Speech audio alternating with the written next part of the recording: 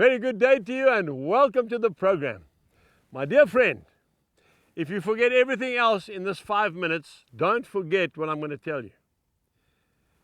Our calling, all of us, moms and dads, boys and girls, students, housewives, diplomats, policemen, soldiers, farmers, we've got one objective. We've got one command. Keep telling them about Jesus. Why? Because he's coming very soon.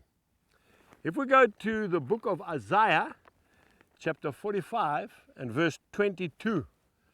Isaiah chapter 45 and verse 22. Just one verse. Look at this. It says, "Look to me and be saved." Look to me, God says, and be saved, all ye ends of the earth. For I am God, and there is no other. Isn't that beautiful? It's so crisp, it's so pure, it's so simple, it's so powerful. No big arguments, no explanations, crystal clear and sharp. That's how I like to hear the word. No buts and maybes, nothing. Look to me and be saved. Who said that? God said that. That scripture verse saved one of the most powerful preachers that this world has ever known. What was his name, Angus? He was known as the Prince of Preachers. He is the darling and the hero of the Baptist church. All the Baptists, I can hear them all smiling. His name was Charles Haddon Spurgeon.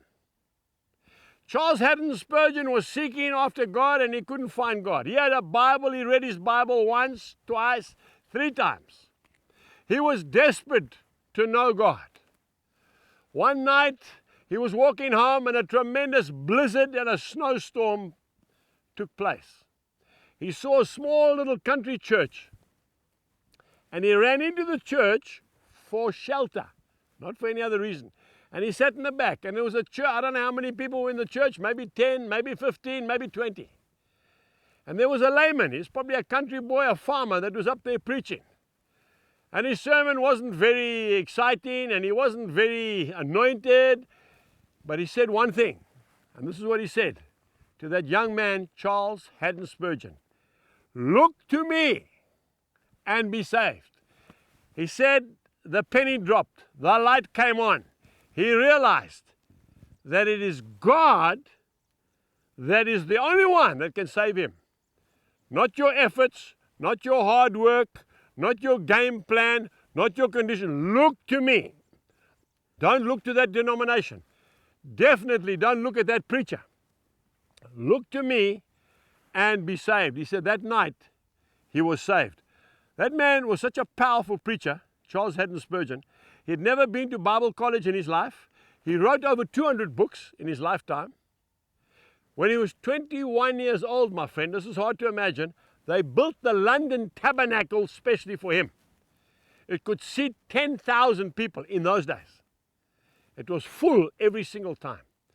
Charles Haddon Spurgeon was saved because one man said, "Look to me and be saved, all ye ends of the earth. For I am God, and there is no other." Just that scripture.